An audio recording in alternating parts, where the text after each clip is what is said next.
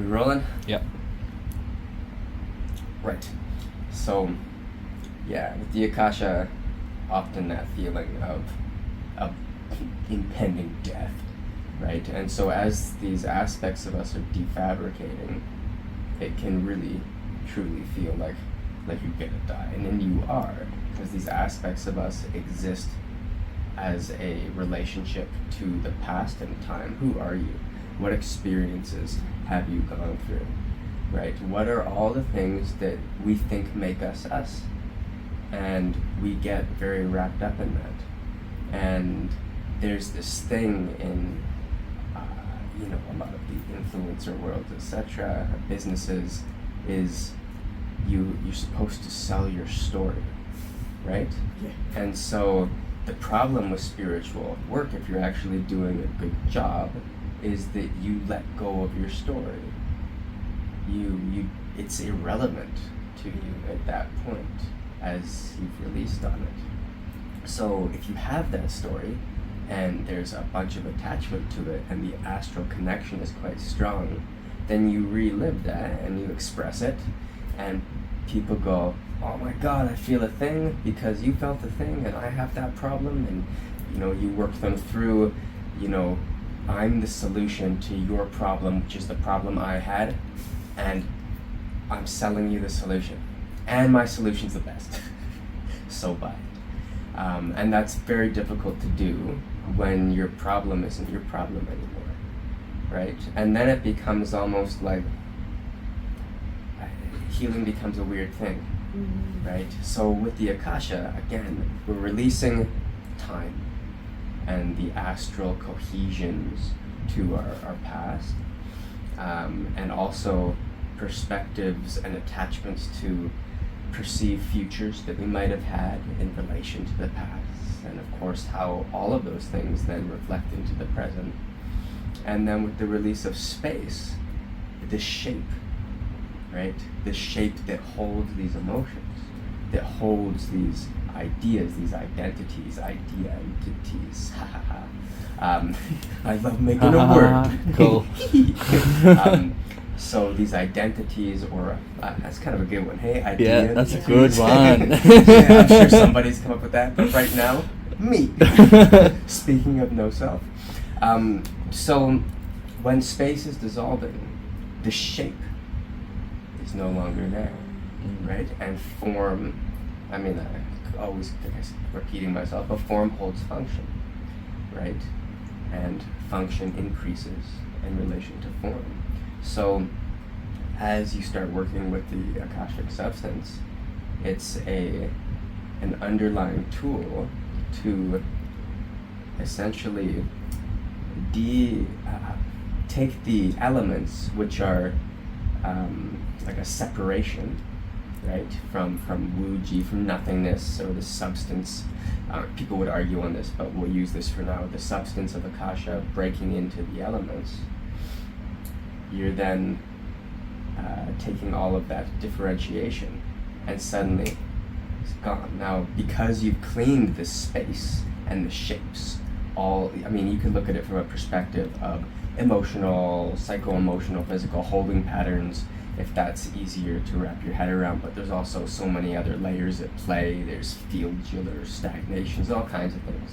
So once that stuff is clean and clear through the Akashic work, then you stream a light through it, or some type of frequency, something to reform to, because that has deformed you. The other day we went through and we defabricated all of through the Akasha, the joints, because there's so much memory inside the joint centers. Yeah. And some people look at every joint center as another chakra, even like they're powerful energy centers. Wow. And palms, there's places like outside of the body that are powerful centers, right? And so as we pulled things apart, cleaned and opened, there's no past that's holding us into some rigid thing. There's no shape. Then we reform, and a new shape is created under the guidance of something higher than us, right? And that is the alignment. What are we aligning to?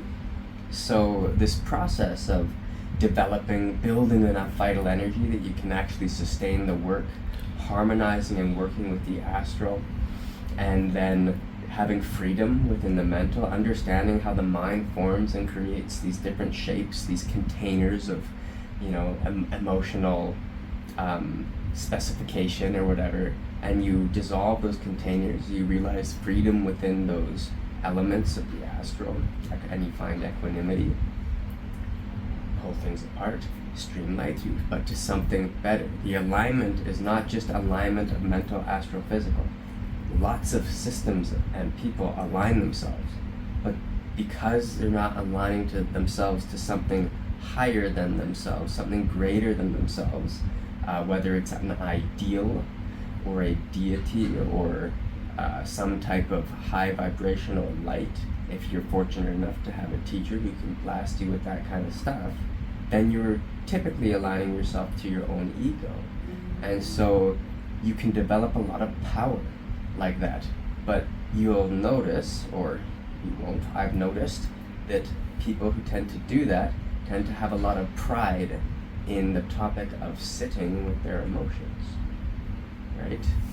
And, I overcame it. And they might have a strong astral field, strong astral energy, but that's all that's been worked with. And you might notice that certain habits and patterns that are negative have been strengthened because they haven't aligned themselves to something greater. And every time you practice, every single time, you align yourself to a more refined version of a frequency. You come back together to something greater and greater and greater, or more refined, more refined, more refined. And this is a very important and deep part of the process. I remember calling a yoga teacher once when I first started teaching Tai Chi many years ago to try to figure out what she charged for corporate events. And I can't remember exactly what happened, but she got so angry, and she starts yelling at me in a voice message, and then goes, "Namaste!" and hangs up. And I thought it was really funny. And this isn't like specific to yoga. This is like any person of anything. But point being, when you go deep with these types of things, you will change. You have to. You can't be what you were if you're something else, right? And I mean, it's all these things have like a duh component, but it's very true. You have to change. You have to give up something that you are. That doesn't mean that you have to, in an anguished way, self-flagellate to punish yourself for the skill. That's a big misconception. It's not discipline of punishing yourself. I'm going to make myself do this for this, and then you develop pride in the pain of what you're missing out on because you're not actually doing this fully with your mind and your emotions, your excitement, your joy, your body. You're doing this. You don't want to be doing it. You want this skill over here, so I guess I'll do this, and you're not integrated.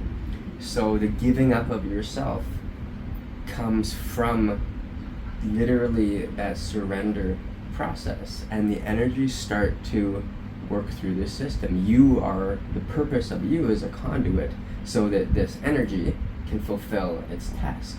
You're in the way. So for it to do that more effectively, it has to make you different. And in the process of that, any resistance in you will be highlighted. The brighter the light, the more sharp the contrast of the shadows is until they dissolve. Thank you. I think that's probably good on that.